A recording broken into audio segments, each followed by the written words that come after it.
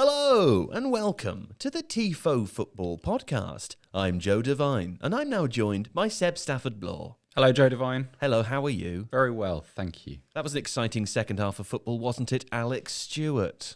Yeah, it certainly picked up from a very boring first half. Yeah, it was. The sort of change between first and second half was very extreme, wasn't it? Yeah, I felt like I was wading through quicksand to start with, and then suddenly things happened. I was actually annoyed by how boring it was. Incandescent. I felt I couldn't get to grips with the first game of the day, which was Netherlands versus Czech Republic. We'll talk about that a little bit later on in today's podcast. Second one I had big hopes for because it's one, it was the big draw of the round of 16, apart from England and Germany, and it really started. I mean, we'll talk about it. But there's only been one game that's been a big game that's really kind of taken Germany, off, Portugal, hasn't it? France, Germany. Oh, I like Germany, Portugal. Germany, Portugal, 4-2. That was pretty good. Yeah, but it was still. It didn't grab goals. me in the same way. 6 goals didn't grab you. Goals are overrated. You know what the problem was in that game? The tactical inaptitude was too obvious. So Alex spotted it immediately and then was bored. It All was of us layman like flaws. They weren't different interesting things. enough. Layman flaws. If we all liked the same things, Joe, life would be very boring. That's true. Yeah.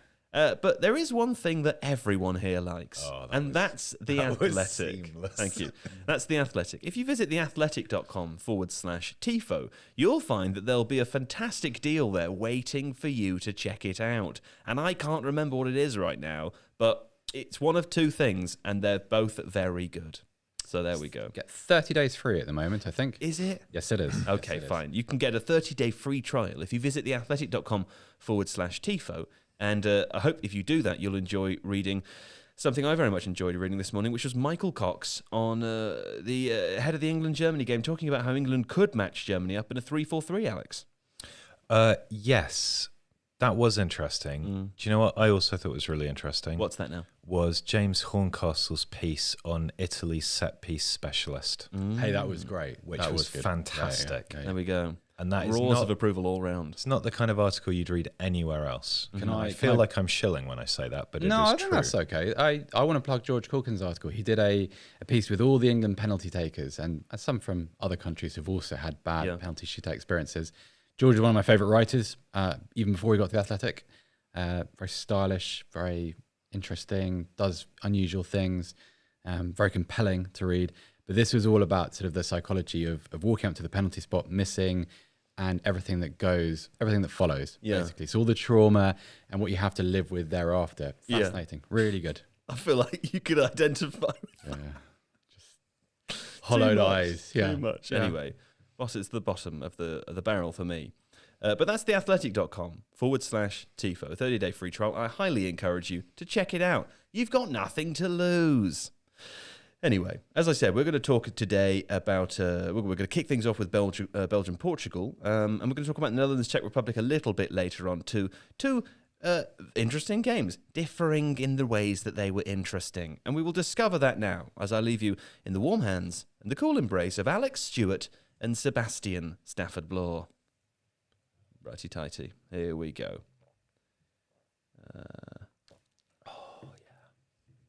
Okay, beginning with Belgium 1-0 Portugal.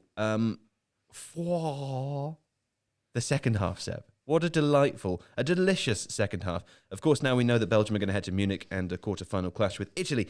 But Seb, you actually thought Portugal were the better team on the night. Sure did, Joe. I thought this was the Portugal we've all been waiting to see, and we didn't get to see it until after they had fallen behind to a very good goal. And then you saw all the urgency and all the technique in tight spaces. And it was, to me, it's what you want tournament football to look like in the knockout rounds. It was tension. Belgium, after about 60 minutes, I mean, they started playing as if it was the 85th minute with about 30 minutes to go. Yeah. Just hacking the ball forward and asking. I mean, I'm living for that last 20 minutes now. It was great. In every game, so from now on, that's the best thing about this, is that the last 10 minutes of every game, hopefully, unless it's already out of the water, should be like that. Well, also because that was the point at which Portugal threw caution to the wind. And every time a Belgian defender would head the ball clear or, hack the ball out of the penalty box, it would fall to Cristiano Ronaldo, João Felix, Bernardo Silva, Bruno Fernandes. So you felt this kind of this impending danger wherever the ball was. Even at one point, Diogo Dalot was playing as kind of, he seemed to be furthest forward of all the Portuguese players at one point, which was interesting. But it had that desperation, jeopardy, but desperation, and there was quality too. And they couldn't quite find that final ball, which was really frustrating. They hit the post about 5 minutes to go, didn't they? They did, but they didn't create that one clear chance they needed. They had the header from the corner went straight out Thibaut Courtois, but it was Joao Felix just past the post too. Yeah, absolutely. Bruno Fernandes caught one quite nicely that went over the bar, but it felt as if it was kind of deserved because Portugal had been very conservative, certainly in their selection. I think if ever this was true, this was a case of a team not really knowing what their best choice 11 was going into a tournament and trying to kind of scrabble that together as the games went on and sort of learning by failure or disappointing performances. And you feel a little bit like you've been cheated out of what might have been quite a fun team to watch in the knockout rounds. Yeah. I think part of that is because we've talked about the unusual draw and how very big sides have been thrown together at a very early stage. Yeah.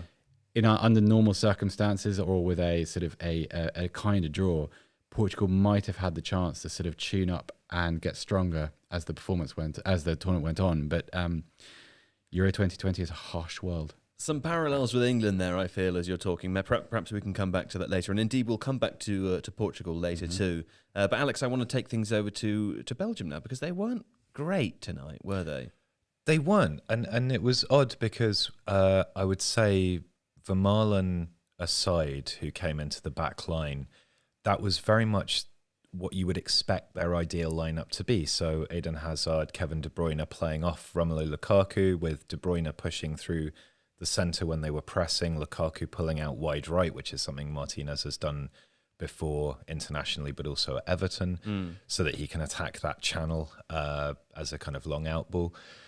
And the midfield of Witsel and Tielemans, like they should have kind of found their groove again, because that was, obviously they had injuries enforced on them, but this is what, the team they would have wanted to play. And it looked really sloppy a lot of the time. They weren't connecting with their passes. They looked a bit tired. Yeah, De Bruyne was dropping really deep because Portugal had this 3 in midfield. I know we'll come on to talk about Portugal's midfield, but that 3v2 is something that we've been talking about in terms of a lot of teams that use wing backs. The downside is that you tend to have a double pivot in midfield. And that means if you're playing a team that has 3 in midfield, you need to compensate somehow for this. And that meant De Bruyne was dropping back kind of more towards the left-hand side rather than pushing up into the right half space. What that meant is that when Belgium advanced the ball, particularly on the right-hand side, it wasn't zipping around in the way that it normally does for them. Everything was a bit more laboured, a bit slower. Yeah. And it just felt disjointed. It felt like maybe Hazard was rushed back a little bit. Yeah. I think De Bruyne was doing something that in the context of the game made sense in terms of trying to get that numerical balance in the midfield. Yeah. But it also meant that they lacked a certain go forwards in attack. Lukaku looked quite isolated. And if I were Italy, I would be thinking, this is not so bad. I mean, again, we'll come on to talk about this, but particularly with what looks like a couple of significant injuries, we should say, for Belgium. Alex mentioned Lukaku there, who did look isolated throughout the game. He did a fine job of making being isolated not look that bad, though. I mean, he wasn't fantastic in front of goal this evening, and he doesn't ordinarily play in this sort of target man role. He did a really good job of it tonight, didn't he? I thought so. He didn't really have much chance to be great in front of goal tonight, but I thought that given that when the ball reached him, a couple times, particularly in the second half, where there was maybe 30, 40 yards between him and the supporting players. Not just his hold-up play, because that's something we know he does well. He can trap the ball and he can guard it and he can protect from defenders. I think a couple of his headers were excellent out wide. He would be targeted down maybe down the left-hand channel, and he'd win a header against occasionally Ruben Diaz, I guess, Pepe. These are proper centre halves who mean business. He will happily go through the back of a centre forward. But he found his man, and he started counterattacks which broke down, but not through any fault of his own. And it seemed as if if Belgium were to get a second goal, then it was going to come from that kind of moment, because it was as if they gave up looking for it after very shortly into the second half, which was really disappointing. But he was great, and I think it's also it's a good excuse to talk about his evolution, because I think that the common mistake is to think that he is the same player who left England, and I think that's to do him a disservice. It's certainly to do the progress he's made over the last couple of years a disservice, because he is a much better player. What's happened? I think his vision with the ball is better. I think his finishing has improved. I think more than anything else, he feels appreciated. I think the issue for him at Manchester United might have been that whenever he started, there was a conversation about the quality of his finishing and about his justification for being in the first 11. Whereas now, Inter Milan don't win the Scudetto without Romelu Lukaku. Yeah, I know Lautaro Martinez is a fabulous player, but Lukaku is the kind of the emblem of that league win. And every little area of his game has become neater, tighter, a little bit smarter here and there. He's become a far better centre forward than I ever thought he would do. And he's legitimately one of the very, very best in the world now, which is great to see. Because I love seeing a player's progress. When a player first arrives onto the scene, you think that the trick is, the trap is to think this is who he is forever. Yeah. He makes a first impression and you stick to it, and from that point on, you decide whether he's good or bad. Whereas Lukaku is someone who has suffered a lot of criticism, and sometimes that's been justified, particularly when he's a young player. But he's improved the different departments of his game to the point where there are no more criticisms left. It's a really interesting story, I think. I think what's interesting as well is that, so ITV showed a really nice montage of Lukaku's kind of forward skill set before that game. And it featured a lot of running in behind. It featured a lot of him using his body to shield the ball. Ian Wright had a delightful phrase for it, which I won't repeat. But what we didn't see in this game was Belgium trying to service that aspect of what Lukaku does well. And so he was forced into being much more of a link player. Like Seb said, these sort of little cushioned headers trying to bring other players into the game. And again, I think that was a weakness of Belgium in terms of, you've got this incredible weapon up front, someone who can run through, who has the pace, but also the touch to be able to take it past players and then shoot and hold players off. And Belgium just kind of resorted to pumping balls into that right half space channel. It was weird. It was like an abdication of everything. Was this before or after the goal, or was it? It was fairly consistent throughout. And the thing is, if you watch Belgium ahead of this tournament, and even in some of the earlier games, they've not really masterfully clicked so far. But you can see Belgium's repeated kind of patterns, the effort to form triangles or diamonds in the wide areas, the use of aggressive wing backs, certain kinds of passing that happen from, them bringing the ball in field and Tielemans spraying it around. And it's all there, all the pieces are there to do that, and that's what took them to the #1 slot in the world in terms of the FIFA rankings. They just haven't produced that in the same sort of way, with the same sort of precision and pace that they are normally able to do, and that's where Lukaku really thrives. But it was nice to see him adapting today, kind of almost like, okay, well, if this is what I'm going to get, this is what I'm going to have to do. Another thing we haven't mentioned so far was that Thomas Vermaelen started the game. And I think their back three probably has a cumulative age of greater than most back fours in the tournament. Vertonghen and Alderweireld as well, right? Yeah, they did well, though. I mean... Sure, I haven't seen him. I thought he was retired, to be honest. I must admit, I didn't know he made the squad. I haven't been aware of Thomas Vermaelen for a really long time. What I'd say, though, is because of how Belgium played, which was to retreat and drop very, very deep after they scored, it sort of suited them, because you didn't have those spaces but behind Vertonghen or Alderweireld, or I guess Vermaelen as well, which could be exploited, because you've got a lot of players who, probably not a lot of natural width, but a lot of players that there's a lot of motion, there's a lot of movement, potentially overlapping players on the outside, and Portugal never really managed to exploit that. And all they ended up doing, really, even from dangerous positions, was finding the edge of the 6-yard box and invariably the full head of Alderweireld, Vertonghen or Vermaelen. And actually, that's not easy to do. We say it as if it's kind of simple stuff and it's sort of defensive cheating. It's not. It's anticipation. Yeah, they're in those positions for a reason and they anticipate. And when you've got players like Cristiano Ronaldo around you who not only barely had a sniff in the last 20 minutes, like every chance that Portugal had fell to a different player, and you've got to think that's not an accident. That's not, well, because if it's, you know, if you're gonna concede a goal, maybe the rule in that situation is anyone can score except Ronaldo. Just if you take Ronaldo away and you ask somebody else to find the goal, that's a good starting point. Do you think the halftime team talk was "Don't let him get his record"?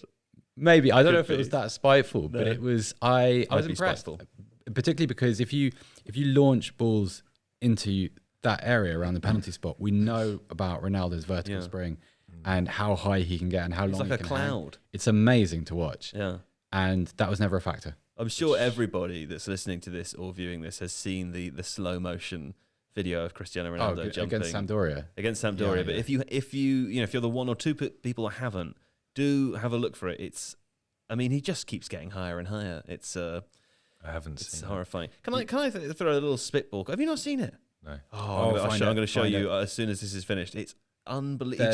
He just is extremely slow. Yeah. The footage is slowed down.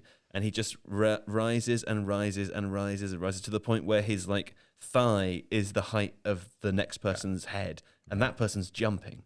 So it's unbelievable, and I'll show you afterwards. But here's a sort of spitball question, Seb, right?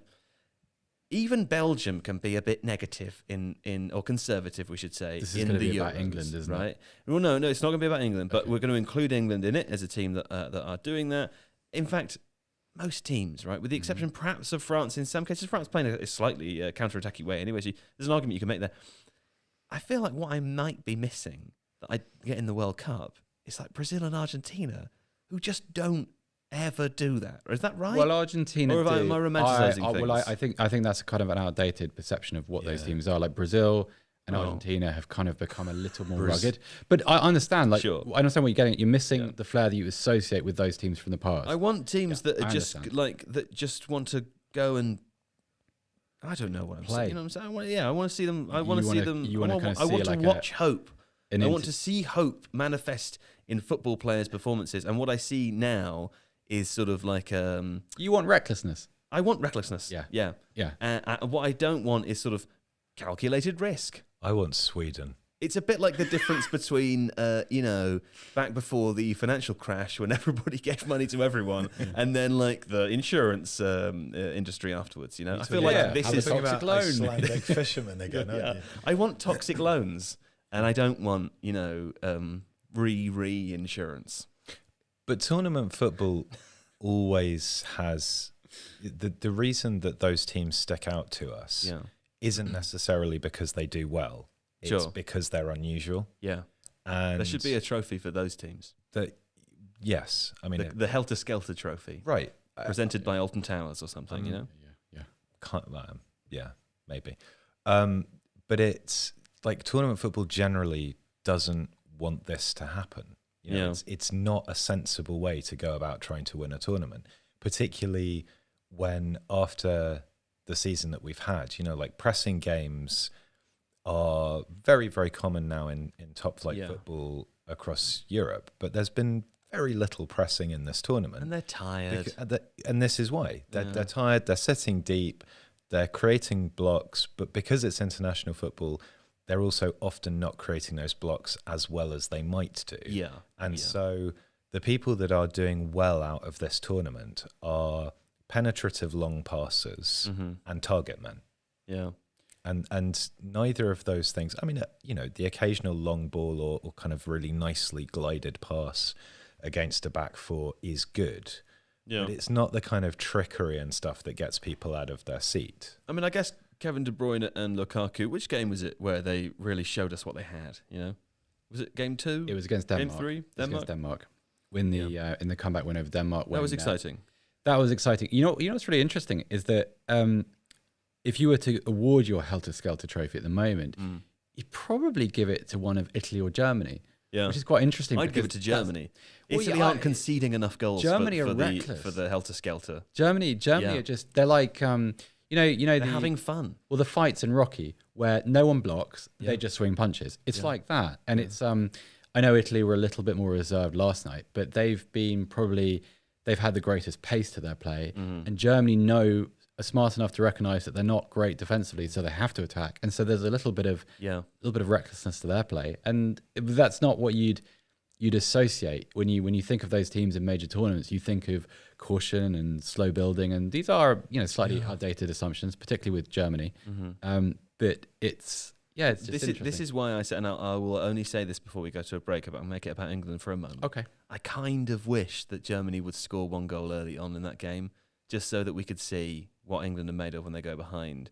Because we saw it today. Like, the most exciting bit of football today was the last 30 minutes, as you said, of the Portugal-Belgium game, when Portugal needed to score a goal. Yeah. And that was exciting. Then we got to see their attacking players. They made some... Well, I'll tell you what, we'll come after the break and we'll talk about that. So be back in a mo. Okay, we're back.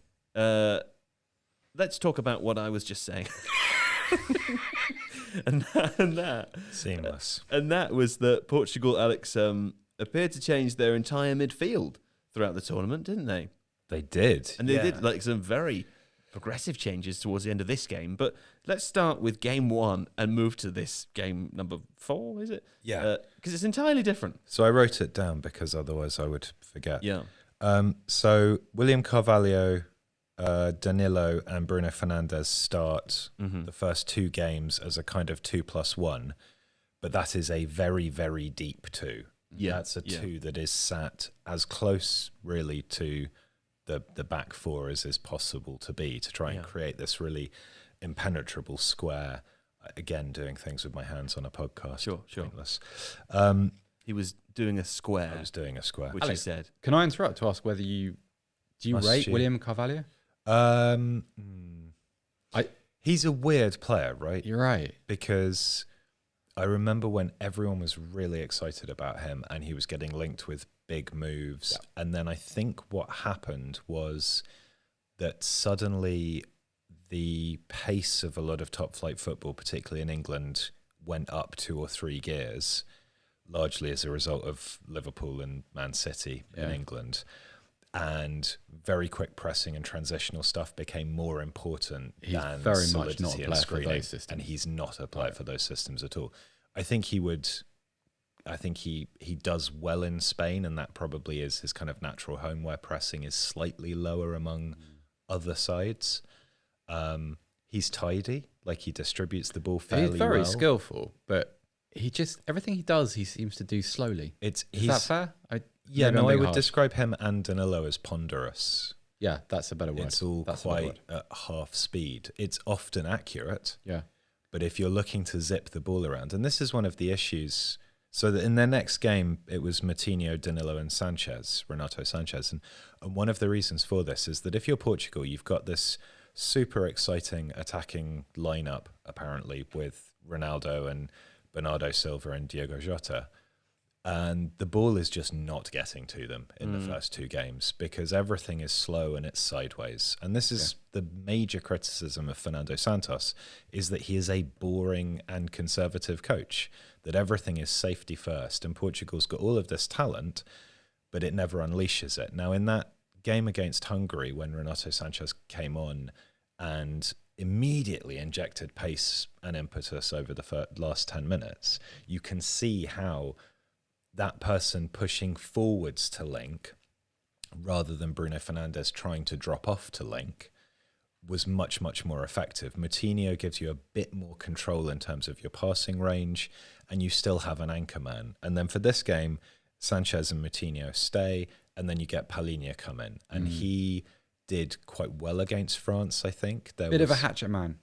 Yeah, he's physical. He's physical, he's tall, but he has moments of skill. There was one carry in the France game that even I kind of went, oh, that was, there's a sort of a little sidestep and a shimmy, which is not something you expect from a fairly brutish defensive midfielder. And I totally understand the need for a player like that in a team.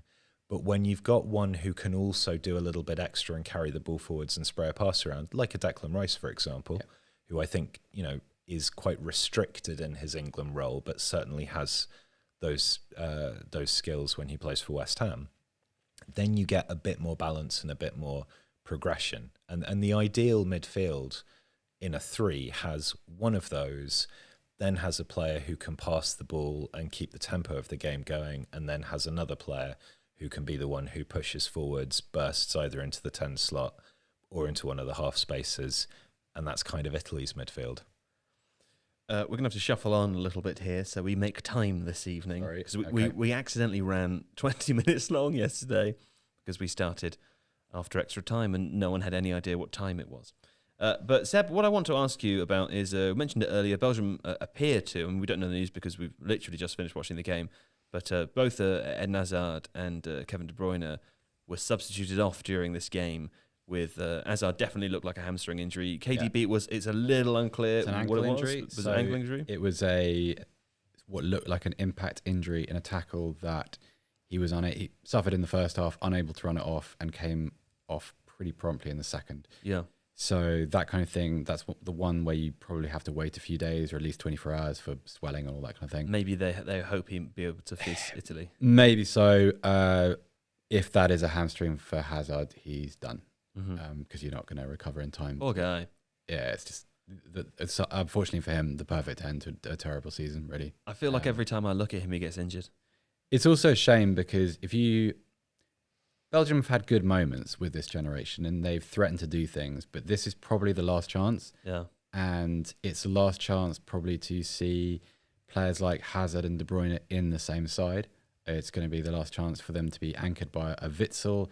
Lukaku will be around for a few more years, yes. But as discussed, that back line is extraordinarily old. This is the last tournament, most likely, that I can't see them making the World Cup in 18 months' time. Maybe Alderweireld does. Yeah. Dries Mertens won't make another tournament. So you want them to have their kind of their full arsenal to have a go at it. I don't know how this team without Hazard and De Bruyne can win the tournament. I just don't think they're strong enough. I think big blow. Well, if it had been 5 years ago, you could make the case. I just think that some of the supporting players, so previously you had someone like Carrasco or Chadley, and they were good players. Carrasco was a very good player and still is. He plays for Atletico Madrid for a reason, but he's not quite at the level that he was. And so the timing is just off. The timing isn't right to absorb those kind of losses mid-tournament. And it's just a terrible shame. What happened to Adnan Januzaj? Is he not available? No? I just don't think he's quite as good as everyone thought he was going to be. Like, he has moments, Adnan Januzaj, but I think he's really stuck out this season for Sociedad. But then not in the way that, remember when he first emerged at Manchester United, there was a sort of like... He was the next Cristiano Ronaldo. Exactly. There's going to be a kind of a 3-country tussle for his international future. I think there was a 3-country tussle. I'm not sure England really... 0.33 expected assists per 90 over the last 365 days. That surprised me. Okay. That gets my attention. Okay. Oh, well, I retract it. Watching him, I'm never that impressed. I'll put it that way. Maybe that's a problem with me. I'm not sure. According to FBref, his closest comparison player is a certain Jack Grealish. Wow. Big and company. His 5th most is Jadon Sancho. Good. That's me. So okay, then that's the only thing he doesn't to do watch. is, well, he doesn't do any defending, but he doesn't score. Okay. But apart from that, those numbers still surprise me though. Sure. I find him a little bit. I find his influence a little bit pulsy. I'll do it right now. Pulsy. Okay. Yeah, it's not consistent. It's like a pulsing current rather than a consistent one. Sure. Yeah. A little bit pulsy. Yeah. Okay. Alex. Yes. Belgium play Italy. They do. Go on. I think Belgium need to switch on a little bit. Ooh. Really? It's going to be very difficult for them. I think if you come into a tournament thinking that your talismanic figures are not fit to start with, but will then get there, then you're playing to keep yourselves in it long enough to get them back, and with players of real quality otherwise. Then to lose, particularly, I think De Bruyne is the big loss here. Sure. Hazard. He's the unlocker of games. He is the unlocker of games. He's able to do the one or two things in the course of a game that nobody else can do. Yeah. And if he is able to connect with Lukaku, then you've got a striker who's also able to do those things, and that's a magic combination in tournament football. But he's the best player in the world, isn't he? In my opinion, he's the best all-round player in the world. Complete. Yes, I would say that's correct. He's the player I most enjoy watching. Yeah. Just because he does so many things so well. Yeah. You're used to players having a few specialties and a few sort of traits. De Bruyne does everything well, and he does it very well with both feet as well, which is I think so that's rare. right. And again, that includes the defensive side of the game. That includes his pressures, his disciplines, his organisation, and that is a gaping vacuum for Belgium right at the time when they don't need that, when they're about to come up against the side who, yes, okay, they didn't look amazing in their most recent fixture, but they've otherwise been the most consistently exciting attacking team in the tournament. So, yeah, I would be quite worried for Belgium. Okay. Well, there we go. We're going to be back just after this. This is a break, big old break, little break in the podcast. And now we're back. We're back. And now we're going to talk about Netherlands 0 to Czech Republic.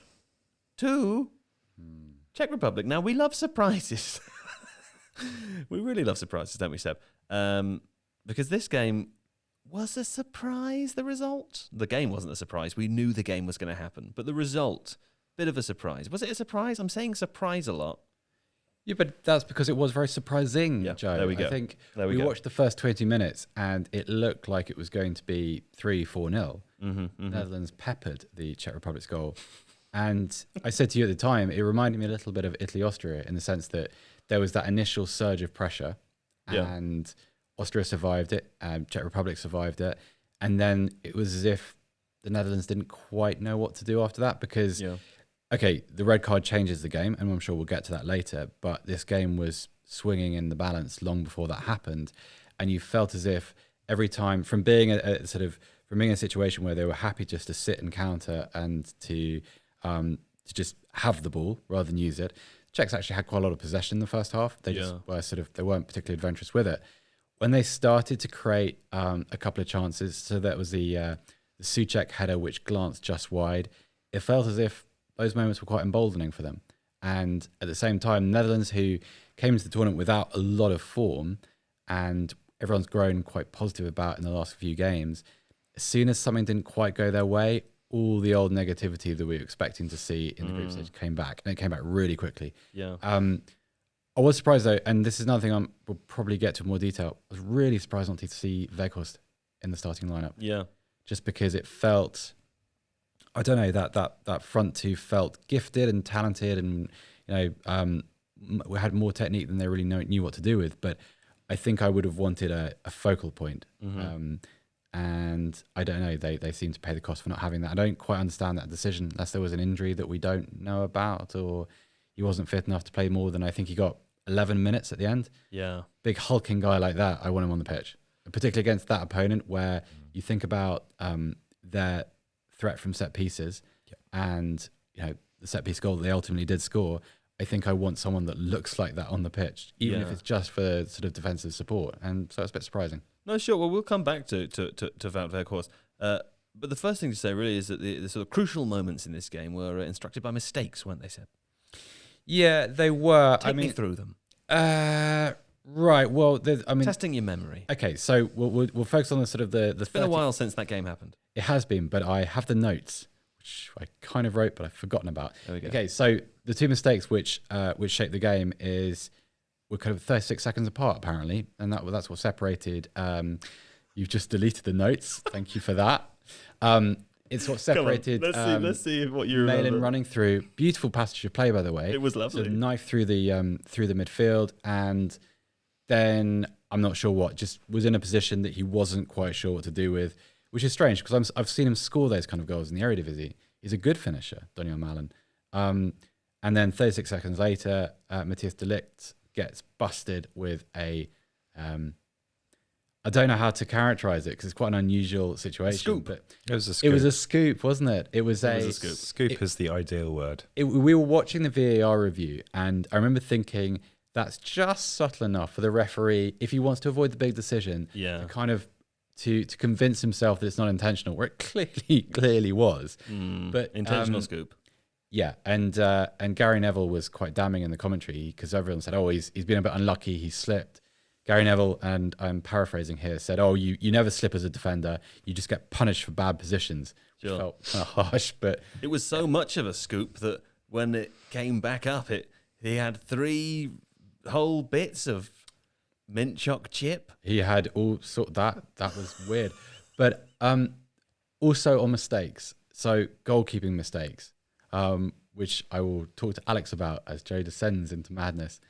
This is kind of, to me, that sort of the Czechs' opening goal is exactly why most good tournament sides are built on good goalkeeping, because you have a moment where there's the fumble which leads to the corner, which is a really strange moment, and then as if he's trying to make up for that mistake, he gets a little bit aggressive in chasing the corner to the point where he allows the header back across, and then it's not a tap-in because there are actually 3 or 4 Dutch players on the line, which 3. it's actually a pretty good header to find the kind That's of a very good header. the gap there. But that's what costs you. And yeah, it sounds harsh, but it's kind of, that's the sort of little moment that I don't think it tournament's sounds. decided on. It's not harsh, because I think if you look, for example, at, we talked about this briefly last night, but Donnarumma Yeah, having almost nothing to do and then pulling makes a a stop brilliant save. that a goalkeeper who was incredibly warmed up in the first 5 minutes would have been proud to do. And I think actually the standard of goalkeeping, I mean, at the other end in this game, Vlasic was excellent. Hey, Really, really good stop off Marlon. Well, that's the thing, because it's a mistake. He should have scored. He should have shot But a step or two earlier. Doesn't commit himself, stands up really. It's a cliche, isn't it? Stay in a position to make a save for as long as possible. And he does that, and he gives the forward a decision to make, which a lot of goalkeepers, they go down, they kind of present the angle for the forward, and he doesn't. And he kind of, I mean, maybe 8 times out of 10 Marlon scores, but still, that's still credit to the goalkeeper for kind of making him make that last second adjustment. And generally, the goalkeeping in this tournament has been good. I mean, even like Danny Ward really impressed me for Wales, for example. And a lot of goalkeepers have made good decisions, have been sound in their fundamentals, and have made a couple of good saves when required. Yeah. This was out of character for the goalkeeping standard in the tournament generally, and it really stuck out as a. I mean, for me, the egregious error is the spilling for the corner. There's like, I don't understand how that happens. He was perfectly positioned. He just It felt to me squirmed out. as if he wasn't quite aware of where he was in relation to his goal. So if you look at his feet when that happens, he's kind of coming across his body a little bit to try and catch the ball. Yeah. He's in a slightly awkward position, and that leaves him shoveling the ball out for a corner. Yeah. But it's an ugly bit of goalkeeping. Very much so. Yeah. He was a little flaky, wasn't he? Is this a scoop throwback? He could use getting the cones out to do some training again. Yeah.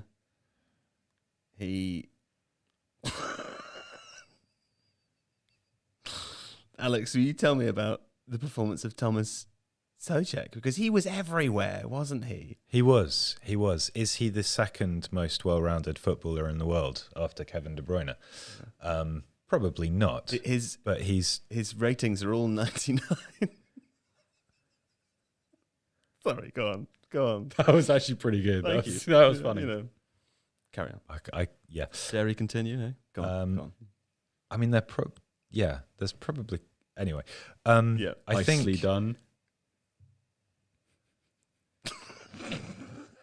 Go. Jeez. Just start, because otherwise it's going to carry on. Okay, Go. Souček, very, very good. Genuine box-to-box midfielder, was cropping up all over the pitch, right back, left back, getting up into the box. I think he took several shots, maybe 3 shots, from very close to the edge of the area, if not inside the area.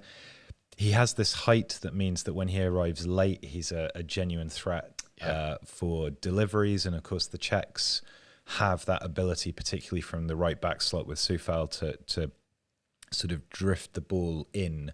And if you've got a big, not target man, but again, this sort of aerial presence who is charging forwards. And the Dutch, they they like Daley Blind and De Ligt particularly they're elegant defenders, but they're not aggressive defenders. I mean, De Ligt is not a small guy, but they're not rugged. It's not somebody clashing with a Pepe. They're not Ruben Diaz. Bonucci. Yeah. Right, Ruben Diaz, for example. Yeah. So I think that was something that the Czechs exploited really, really well. Positionally, I thought Souček and Holles, the way that after that early Dutch salvo, they just dropped a little bit further back, a little bit closer to their back four to stop those late runs was really, really effective.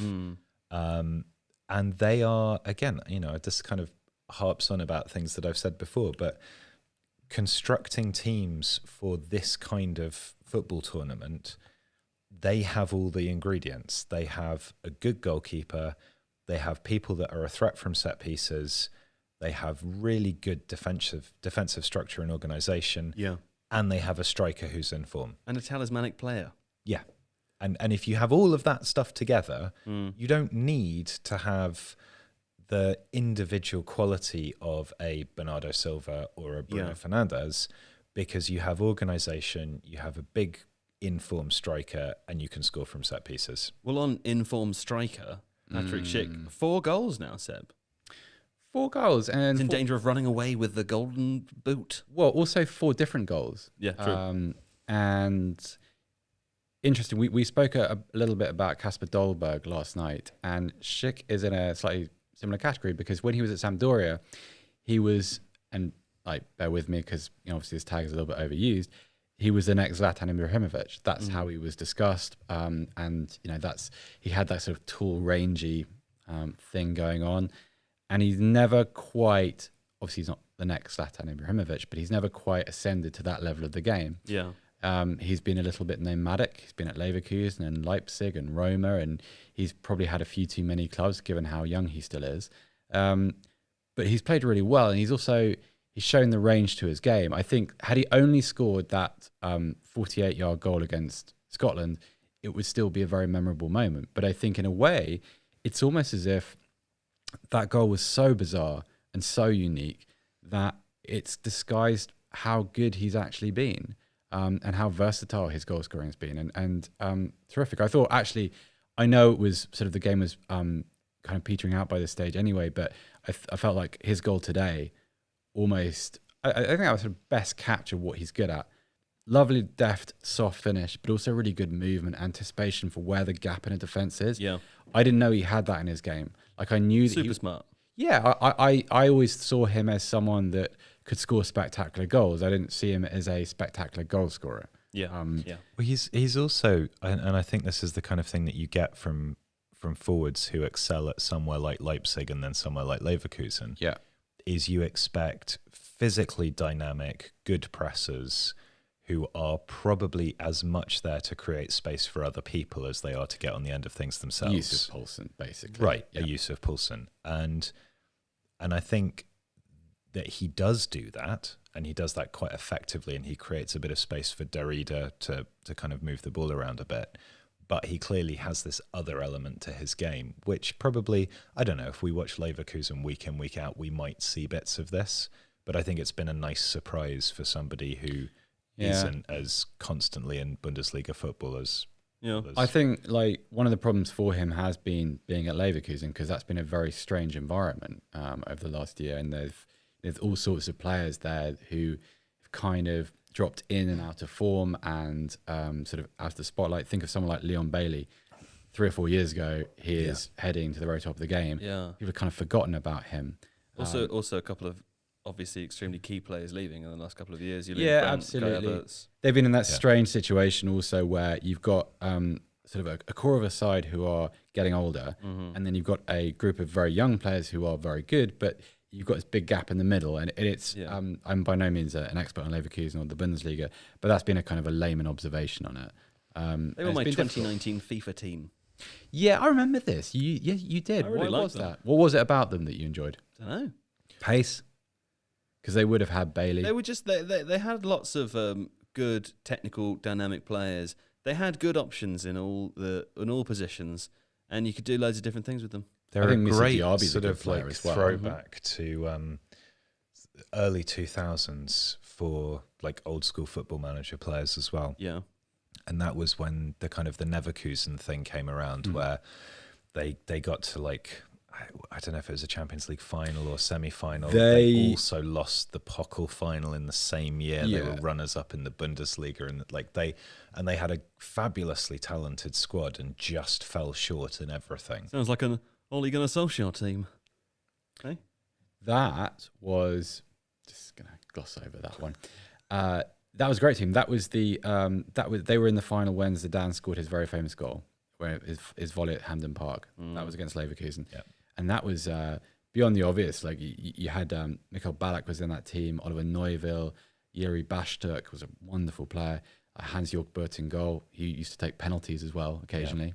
Go and look that one up if you're younger.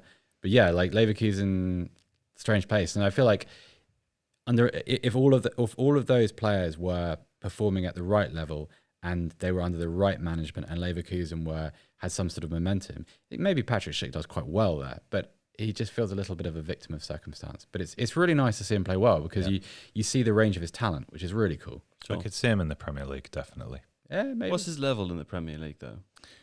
I don't think he's Not allowed to say Everton. Everyone always says Everton. I don't always say Everton. Not you, just always say everyone. That's me. I'm everyone. Oh, right. Okay. He's not currently a top six, as in a big, like a Super League 6, rather than the actual top 6 kind of player currently. If he has a real acceleration over the next season, he could be that. But he is, I think he does somewhere well at somewhere like West Ham. Leeds. I think he'd do well. You say at Leeds for everyone. No, he I would. like Leeds. I think that would be. I think he would be exceptional at Southampton. Not that he'd ever join us. No. All right. Well, there we go. Coming from a team who can't even get a manager. Actually, that's a great shout. Villa. Villa in the chat. Just sort of Villa are very much on the up and being ambitious in the transfer market. Would he start though? I don't know. I'm not thinking of him actually joining Villa. I just think that would be an interesting move. Well, if they lose have Ollie Grealish, Watkins. they can shift Watkins out to the left and have him tearing inside and play Schick through the middle. Be tough on Watkins though, wouldn't he? He's had a great season. Anyway, we have derailed so far. We are, Sure. Yeah, we're about From 2 the months point into the future. I'm about to ask you. The final question here really is Wout Weghorst. Yes. His omission, Alex, was a little bit surprising. I mean, perhaps there was an injury concern, or maybe he was tired, or it was just rotation, but he's been good to watch this tournament, and surprised not to see him. Very surprised. The only thing I can think of is that De Boer was maybe trying to be a little bit too clever. Thought the Czechs would sit deep but give space in behind those two. Memphis had some absolutely delightful touches in this game. Sure. But those two could isolate and run at two centre-backs who are not particularly fast. Yeah. Whereas if you're a big physical centre-back, sometimes you go, oh, okay, well, I'll take playing against the big target man. I don't want some little tricky winger running at me. But what it meant was that the Netherlands couldn't get anybody in the box. They had two players who naturally drift off. Marlon has played as a winger as well and does have this tendency to start in a wider position and cut inside. Him and Depay, Memphis were often occupying similar kinds of spaces. Once the Czechs dropped off and were able to stop Wijnaldum and his weird crab-like run, which I became increasingly You took about half an hour to get over that. Yeah, it was very strange. Well, I'd never really kind of studied Wijnaldum to that degree, but yeah, it's very strange. He runs like I expect a paratrooper to run, with like these big shoulders. They cut that off by diminishing the space in front of the back four. And all of a sudden, the absence of a target man like Weghorst becomes incredibly clear. Yeah. Because there isn't anybody penning those defenders back. And the only way that you create space between a back four and a midfield two is you force the defenders physically backwards.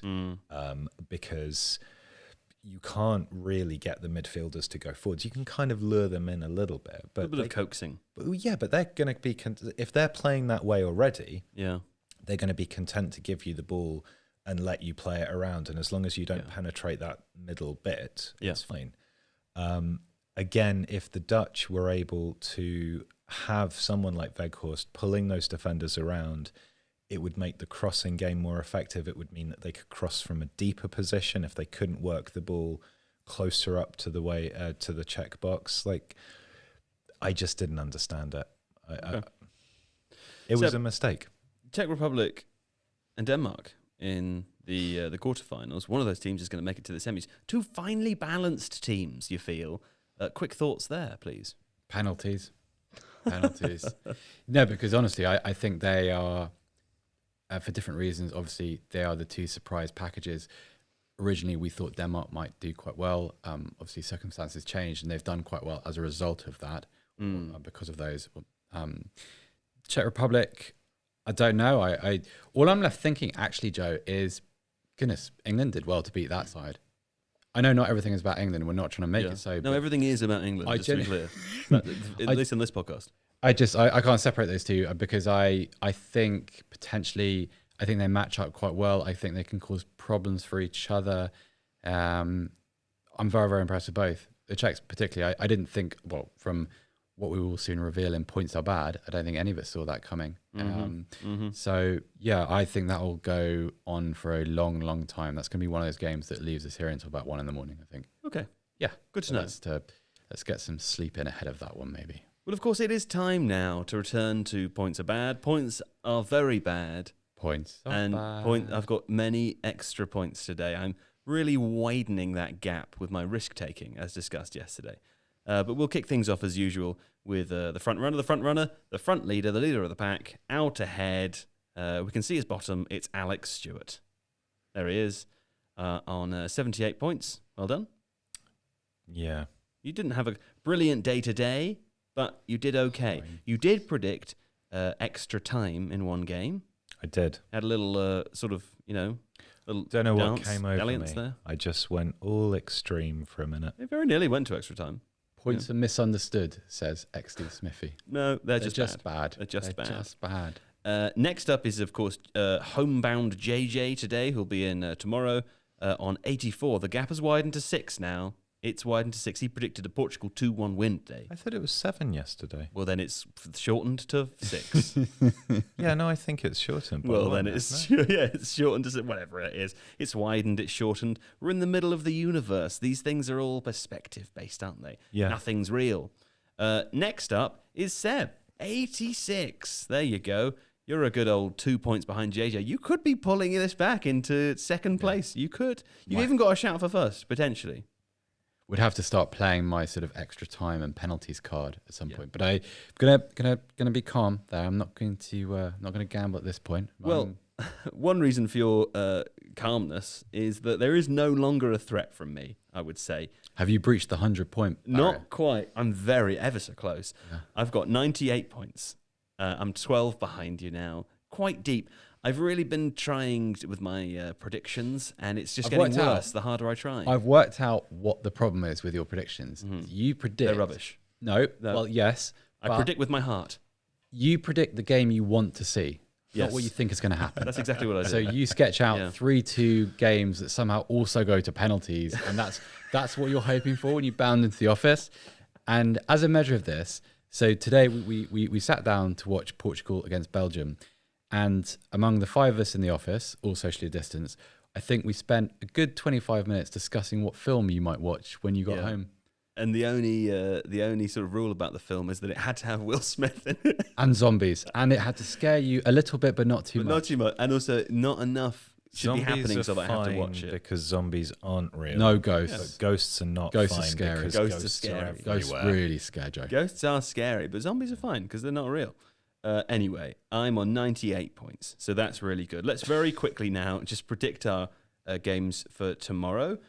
Tomorrow, another big day of football in football land, Alex. Football. Croatia, Spain, please. Oh, 2-1. There he goes. Watch him predict 2-1 for everything because he knows that's the tactic. Come on, be a bit adventurous. Let JJ and Seb back into the game. Yeah. 2-0 Spain. Well, that was a mistake, wasn't it? There he goes.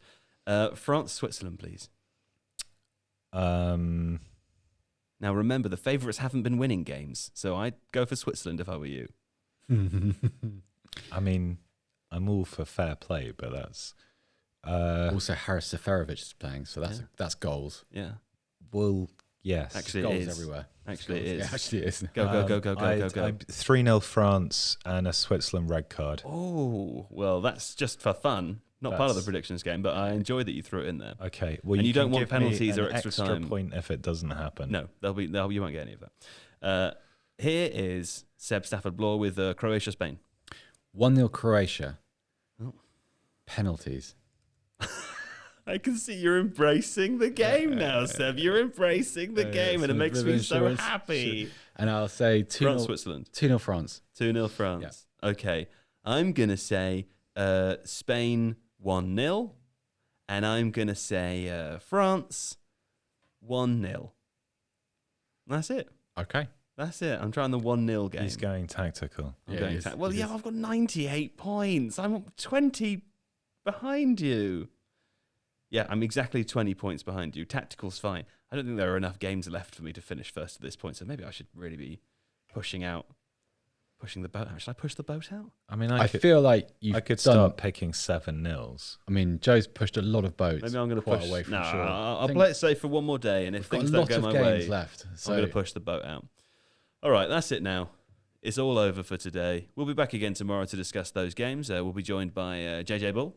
And Alex, you'll be back for the quarterfinals. Aren't you? You're doing the 2 quarterfinal days with us, I believe. So that'll be fun. That's right. Friday. Yeah, Friday and Saturday. There we go. Alex Stewart, thanks for today.